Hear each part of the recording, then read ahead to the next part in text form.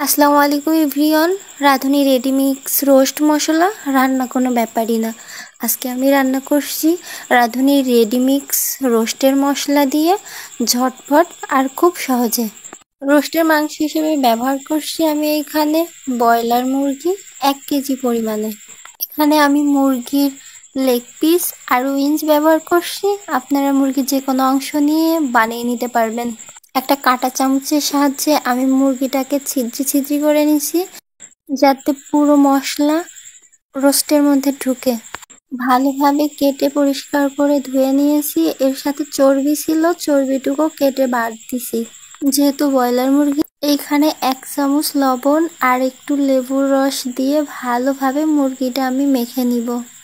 এখানে লেবুর রসটা স্কিপ করতে পারেন, আমি ব্যবহার করছি ফ্লেভারের জন্য। এখানে 500 গ্রাম মতো পেঁয়াজ কুচি করে রাখছি এবং পেঁয়াজ কুচিতে ব্যবহার করছি 1 চামচ লবণ, যাতে এক্সট্রা পানি বের হয়ে যায়। এবার চুলাতে একটা ফ্রাই প্যান বসাই দিলাম এবং 1 কাপ পরিমাণে তেল ব্যবহার করছি। ওই 1 কাপ তেল দিয়ে আমি রান্না করব পুরো রোস্টটা।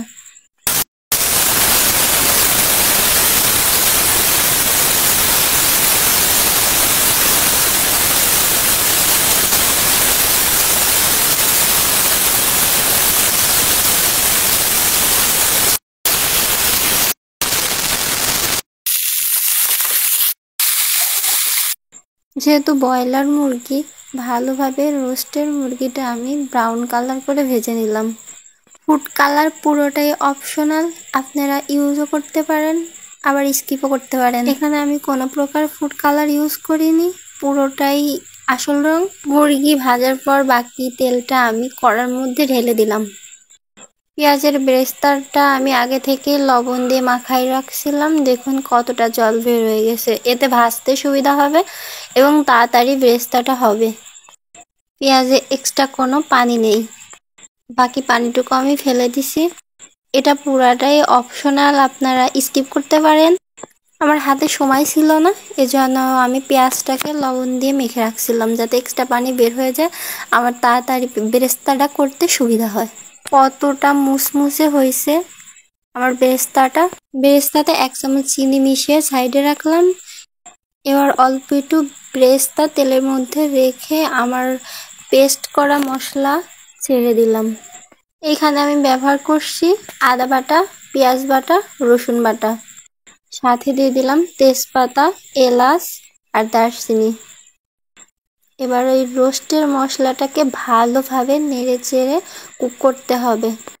এখানে অ্যাড করছি আমার নিজের বানানো টক দই। যেহেতু টক দই বাড়ি থেকে কেনা হয় না, 24 ঘন্টা বাসাতে দুধ থাকে, দুধের মধ্যে 1 ফালি লেবুর রস দিয়ে দিয়েছিলাম। মাশাআল্লাহ, টক দই হয়ে গেছে এভাবেই। এবং মশলার মধ্যে দিয়ে দিলাম 1 চামচ লবণ। আপনারা লবণটা স্বাদ অনুযায়ী দিবেন। এবার ঝালের জন্য ব্যবহার করছি কাঁচা মরিচের পেস্ট। এটা আমি ব্লেন্ডারে ব্লেন্ড করে নিছি। রোস্টে আপনারা ঝালটা স্কিপ করতে পারেন। এবার এতে দিয়ে দিলাম 1 চামচ টমেটো কেচাপ।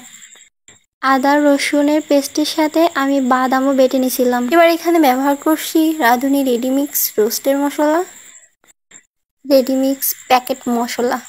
আমি যেহেতু মাংসটা প্রায় অর্ধেকের বেশি ভেজে কুক করে ফেলেছি, আপনারা পানি দিয়ে মিক্সড করে দিতে পারেন। আমি যেহেতু অমনে ঢেলে দিছি, মশলাটা দেওয়ার সময় চুলার আঁচটা লো রাখবেন। এবং আমি ব্যবহার করছি 1 চামচ গাওয়া ঘি, আমার মায়ের হাতে বানানো। এবার মশলার মধ্যে বাকি রোস্টগুলো একে একে দিয়ে দিব। অবশ্যই মনোযোগ দিয়ে দেখবেন, ব্রয়লার পায়ের ওই মাংসের কাছে এক্সট্রা রক্ত থাকে, টেনে বের করে ফেলবেন, না হলে ওর মধ্যে রক্ত থাকবে, পরে রান্না করতে গেলে ব্লাড বের হয়ে আসবে, খেতেও ভালো লাগবে না, রক্ত জমাট বেঁধে যাবে আর অকওয়ার্ড ফিল হবে। এবার আমি রোস্টের ব্যবহার করছি গরম জল। এখন চুলার আঁচটা একটু হাই দিলাম।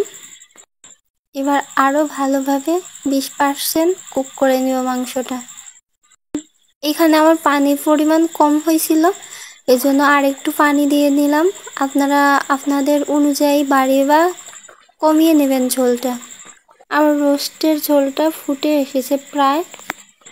এখানে আমি ব্যবহার করছি খাঁটি গরুর দুধ। আগে থেকে জাল করে ঠান্ডা করে রাখছিলাম। আমাদের খামারের খাঁটি গরুর দুধ। আপনারা একটা জিনিস অবশ্যই খেয়াল রাখবেন, গরম দুধ দিতে যাবেন না, তাইলে জমাট বেঁধে যাবে। একটা বাজে অভিজ্ঞতা শেয়ার করি। একদিন আমি মাস্তানি কইরা গরম দুধ ঢালছিলাম রোস্টের মধ্যে, জমাট বেঁধে গেছিল। এজন্য আপনাদের সাথে আমি এটা শেয়ার না করে পারলাম না। আমার রান্না অলমোস্ট ডান। এখানে আমি ব্যবহার করছি আমার মায়ের হাতে বানানো, ঘরের নিজের খামারের পালন করা দুধের আমার মায়ের বানানো খাঁটি ঘি, এবং অবশেষে ব্যবহার করছি আমার ভেজে রাখা সেই কাঙ্ক্ষিত পেঁয়াজের বেরেস্তা। এখানে চুলার আঁচটা অবশ্যই কমিয়ে রাখবেন।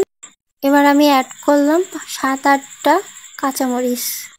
এখানে আমি ফ্লেভারের জন্য ইউজ করছি, আপনারা স্কিপ করতে পারেন। লাস্টে কাঁচামরিচটা দিলে ফ্লেভারটা একটু স্ট্রং হয় আর আমার কাছে ভালো লাগে। আলহামদুলিল্লাহ, আমার রোস্ট রান্নার ডান। এই দুনিয়াতে আল্লাহ তাআলা এত নিয়ামত রাখছে আমাদের জন্য।